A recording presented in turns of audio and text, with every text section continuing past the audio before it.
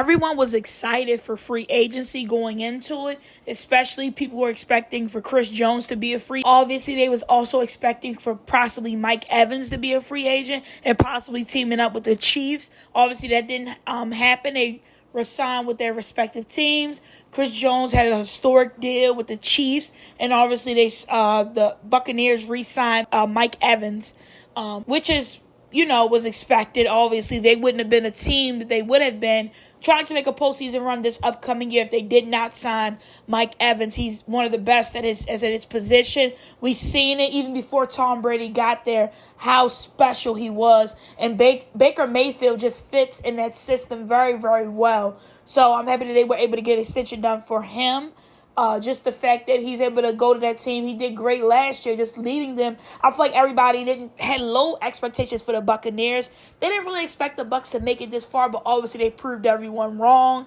And Baker Mayfield really settled into his role. So after that happened, they re-signed with their respective teams, Chris Jones and also Mike Evans.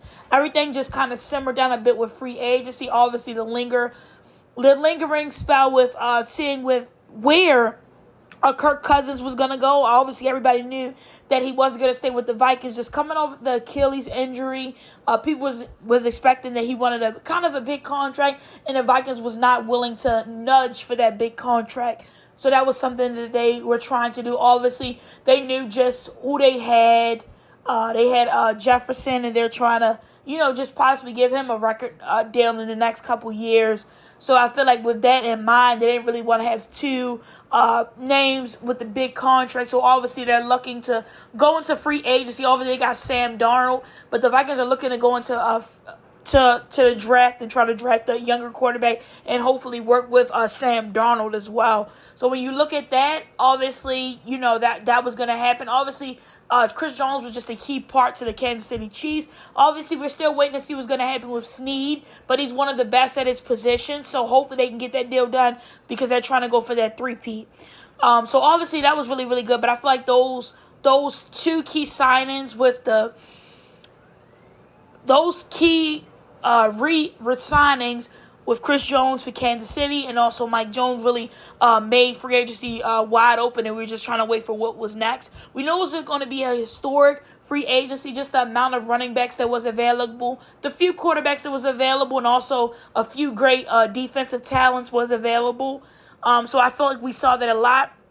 Obviously, I was really surprised by the Panthers as well, just trying to improve their offensive line for that young quarterback. So I feel like they made some key strides. Obviously, they're going to look to the draft and maybe draft a wide receiver, a star wide receiver, either a blocking tight end to kind of fill up those holes that they have.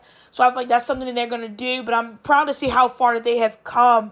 Obviously, the Texans is doing that thing, trying to get another back. They did get another back. So they're just trying to work with that. They got Nixon. So just try to work with that, with Mixon, and try to figure that out. But I'm expecting them to do great. I feel like a lot of teams throughout free agency just overall improved. It was pretty quiet. It started out very, very quiet for my Patriots. But obviously they re-signed some key people that they had last year they wanted to resign, especially that tight end Henry they wanted to resign. So that was really, really great to see that happen and unfold. Overall, it was a great, great free agency. Obviously, Kirk Cousins definitely made free agency when you look at what he was bringing to that Falcons organization.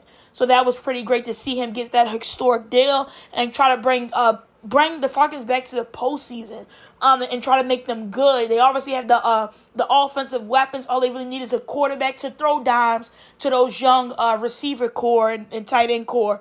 So overall, that was really great. I feel like a lot of teams did great in free agencies. And a lot of teams definitely improved overall. So now we moved on. After free agency died down a bit, we're kind of looking forward to the draft to see what's next. And a lot of teams had their pro day as well. I know Michigan's pro day is coming up, but that's just kind of what people are looking for. They're looking towards the draft.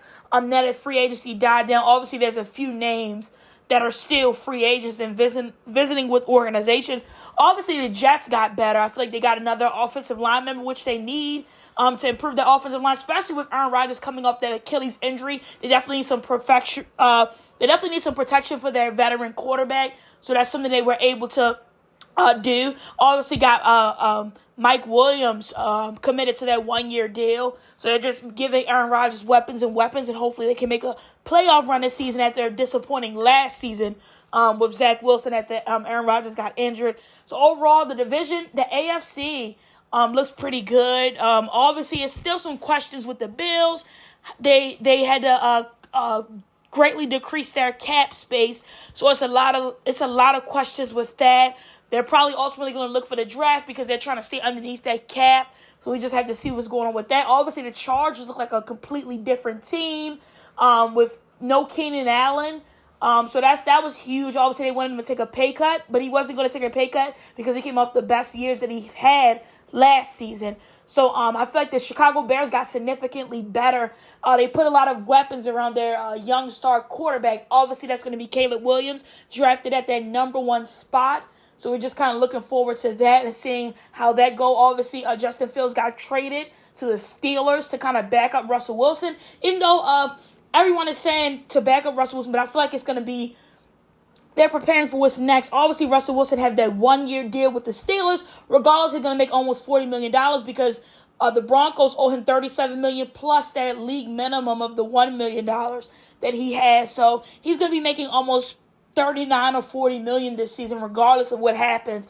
But overall, I think the Steelers are looking long-term, and obviously they're trying to build. They could potentially build around Justin Fields. I mean, he's a young talent. I feel like Chicago just didn't put enough people around him.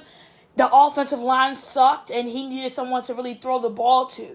Obviously, he did. He had a great star tight end, but obviously he needed more weapons and he needed a better offensive line. They wasn't able to do that, but it's nice to see that they have a young quarterback coming in and they're trying to fit them into that system. But teams that didn't make any moves, I feel like are going to look towards the draft to get some of that. So that's what I'm most looking for. Thank you. Please like and subscribe.